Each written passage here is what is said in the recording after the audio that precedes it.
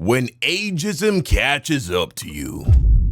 Video by I used to be paid. Okay, let's check this out, man.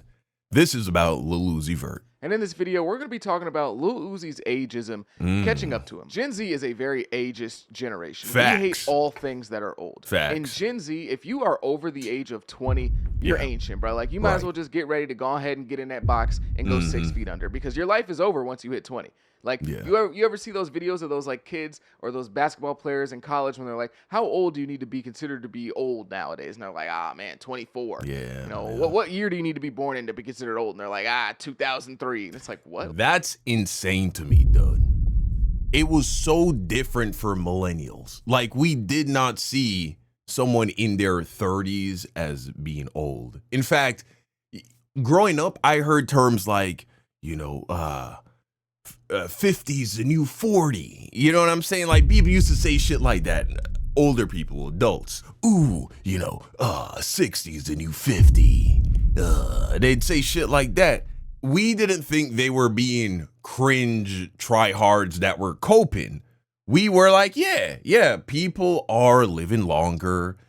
Clearly, people are healthier and more athletic later in their lives than the last several generations. Things are getting better. Medicine's getting better. So yeah. So millennials, we embrace that for Gen X and the baby boomers. Like, that's how we looked at it. And I think the reason, I know the reason, but here, let's watch some more of the video. We'll dive into this more. But Gen Z is ageist in a way that I cannot say millennials ever were, dude. It's kind of weird.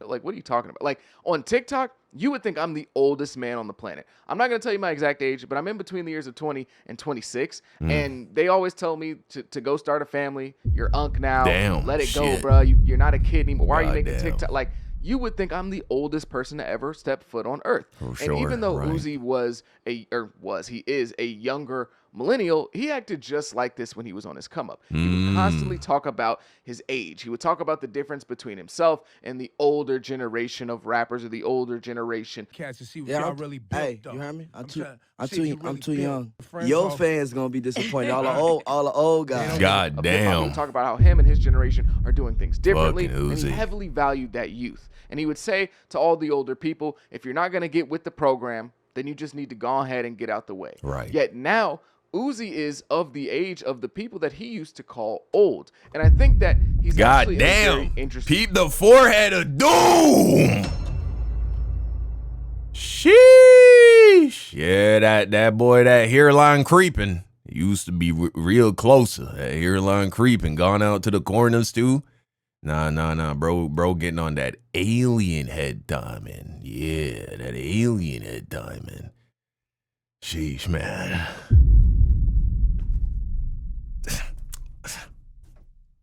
age of the people that he used to call old. And I think that he's actually in a very interesting part of his career now. Lil Uzi is a founding member of this generation of rap. A lot of the trends, fashion, and music really got its start with Uzi and his come up. It still feels a bit weird to say, since this is like my high school era of music, but Uzi is an OG at this point. He's been around for like over a decade now as a major player in the rap scene. This gimmicky rapper from Philadelphia with purple dreads and strange outfits and even stranger music actually lasted 10 years instead of falling off like a lot of the media members said he would when he was on his rise. He's now 31 years old and now at a point in his career where he is an elder statesman. Damn, Uzi's older than me.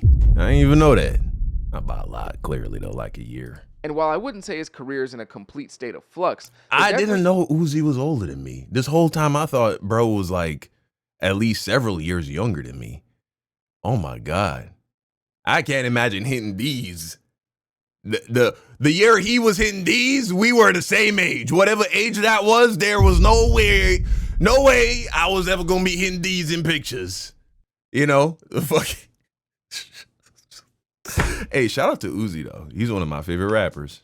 He isn't a laid out path for him at the moment, and the future, the near future especially, is up in question. Uzi has always seen himself as the young guy coming in with all the sauce, throwing a wrench into the game. Too much sauce. Innovating sounds and styles, almost starting a revolution in hip-hop. Yeah, definitely. And he was right to believe those things about himself. But now he's the older, established guy who isn't really trailblazing or breaking any new ground anymore. In fact, his style that was seen as so chaotic and so new and so out there has been adapted by so many people that came behind him. He's not even really seen as super different anymore. He doesn't stick out like a sore thumb like he used to in the past. There was a time when Uzi was so new and everything that he was doing was so different that everything he did was either copied or it was heavily debated upon as the worst thing to ever happen in the history of hip-hop, or something really cool and something that's going to break open doors for the next generation. Right. Now, I'm not saying that Uzi can no longer innovate in rap after turning 30 or being over the age of 30, but it just doesn't come as easy for him as it once did. It's not as natural as when you're the new guy who's coming in and setting the entire world on fire. I think we're seeing this reflected in Uzi's music. Lil Uzi's music isn't as dominant as it was 5 to 7 years ago now. In fact, his last 2 albums weren't really super well received unanimously. Now, I will die on the hill that Pink Tape is a good album. I don't care what anyone says. I don't care what anyone has to say. You can't tell me anything about that project. I think it's really good. Yeah, a lot of people enjoy the love that experimental stuff. project, I for enjoy sure. some of the weird, quirky stuff on there. I think it's a ton of fun. But there's no denying that that isn't the total overall kind of summary opinion when it comes to the Pink Tape. Most people in rap really didn't care for it that much. Even some of Uzi's diehard fans didn't really care for that album that much. Now, when we get to Eternal Take 2, there's not much I can say for that project. I think that is, I don't want to say a bad album, but it's definitely not a good album. And I think that opinion has been reflected amongst the community, whether it's Uzi fans or just fans as a whole. Everyone kind of agrees that Eternal Take 2 was a miss. And I think that not only did the that was the fans consensus kind of get to Uzi a bit, I also think that the low sales did as well, because this album only sold 60K first week. Wow. Which for Uzi, the guy that Uzi that's crazy. It's a very low mark. It's truly an amazing thing that Uzi's career has gone on for this long with this much great music, this much fan support, this many numbers and accomplishments. Like, it's an amazing thing.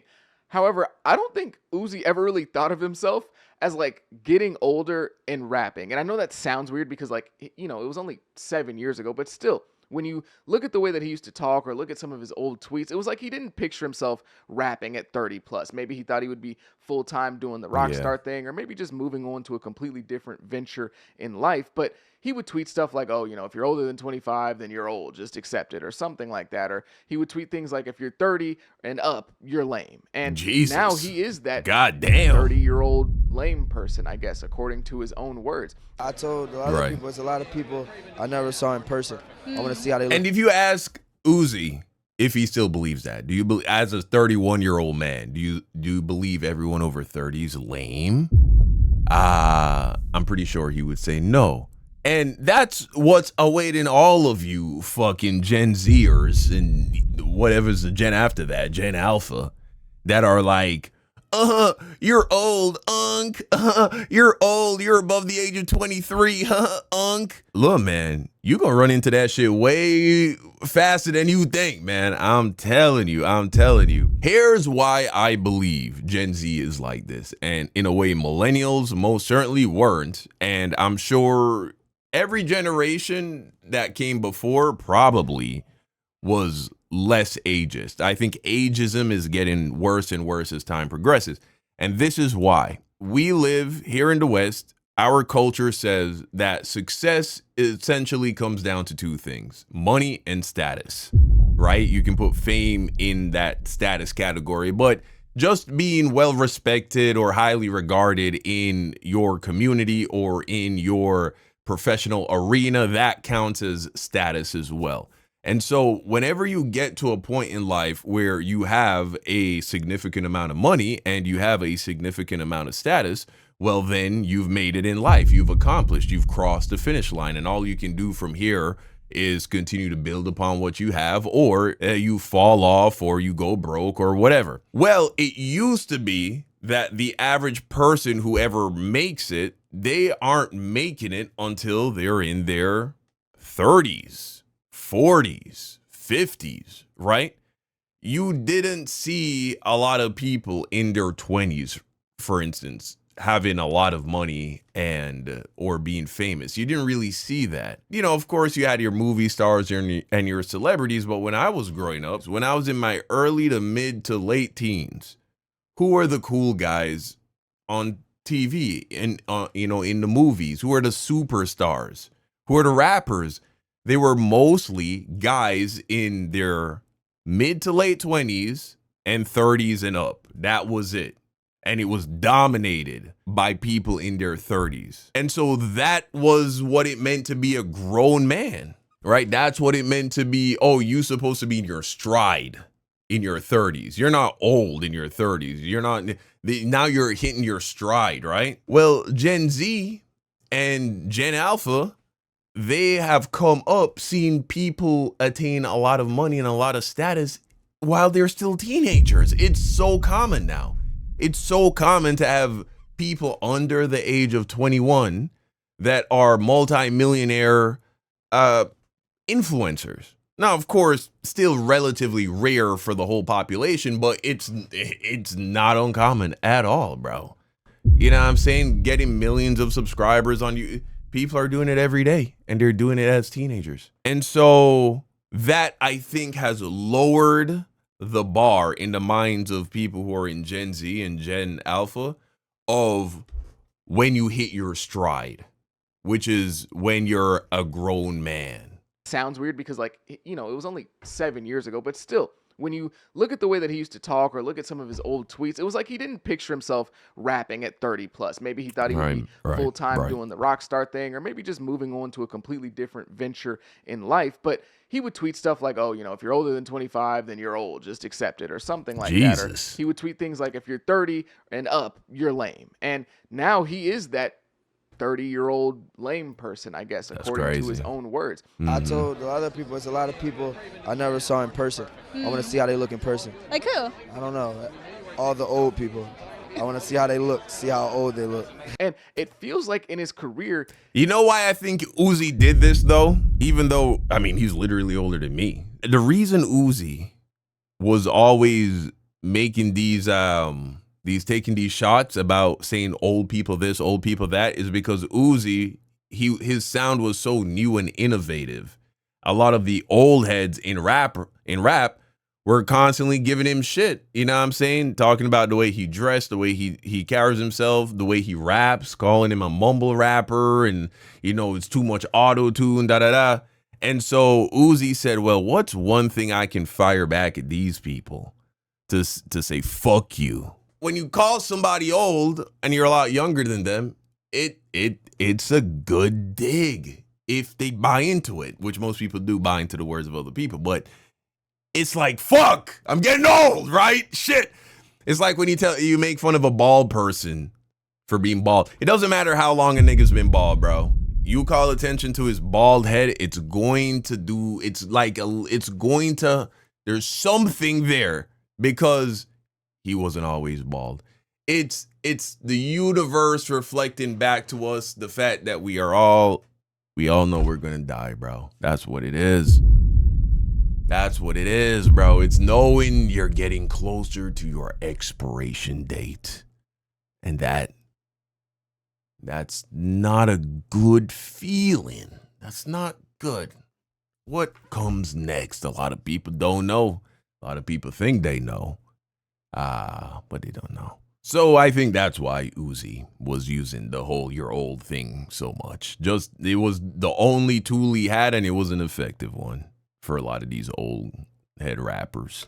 He's kind of stuck. Like, he just doesn't really know what to do next. Now, of course, this is me looking from the outside in, but I think there's a lot of evidence to prove that based on him saying a whole bunch of different things. Old Uzi, new era. We're going back to 2016. We're doing Barter 1600. Like, there's a lot of different things that he's been saying. So it feels like he's not really quite sure where to go next. And I think that is a bit weird for him because Uzi never had to think about what he's going to do next, what his next sound was going to be. Uzi just did. He just did things and people liked it regardless. So now when he's just doing things and people are kind of like, I don't know about that, Uzi. I think that is kind of weird for him and he's not really quite sure how to handle that. Ironically, whenever Uzi tries to like activate his fan base or rejuvenate them, get them excited again, he kind of leans into the old Uzi. He'll say stuff like the old Uzi's coming back, or he'll do a bunch of things that remind people of stuff from back in the day, or, you know, he'll even say he's going to continue a series that people loved in his discography, like Love Is Rage. I think that's exactly what happened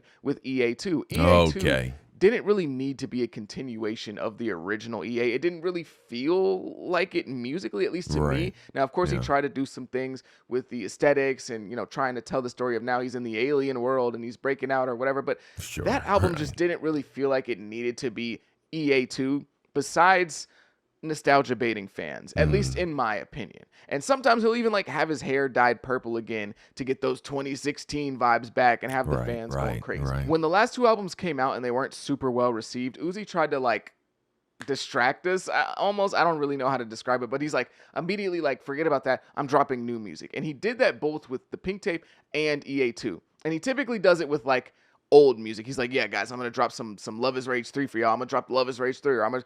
What about Love Is Rage 3? Oh yeah, that's coming. Not too long.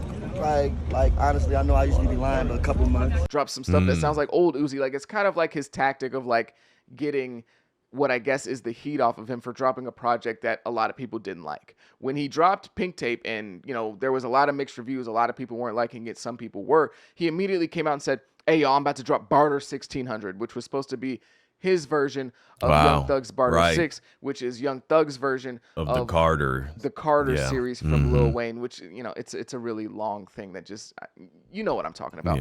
He was like, oh yeah, Barter 1600 on the way, and he was posting a bunch of snippets and doing like Young Thug cosplay. It was kind of strange. But then after that, he was like, hey y'all, if y'all get the Pink Tape to, I believe he said if y'all get the Pink Tape to #1, he would drop Love Is Rage 3, which, you know, is a historic series in the Uzi catalog. That's probably his strongest series in his discography. So people were like, oh my God, Love Is Rage 3, the return to the old Uzi sound. We have to run, you know, and it was like trying to almost distract us from the fact that the conversation surrounding the Pink Tape wasn't completely positive all the way around. And with EA2, he did a very similar thing. EA2 came out, and, you know, if you thought the conversation surrounding the Pink Tape was really negative, the conversation surrounding that album was very negative. It's not as good. And he immediately was like dropping a snippet on Instagram, and people were like, oh my God, the old Uzi's back. The old Uzi's back. I can't believe it. Yeah, this is going to be way better than the album. People were even saying that EA2 was just his last album on the deal, and he was just trying to put an album out there for the label so he can get off his label and then actually drop his real music.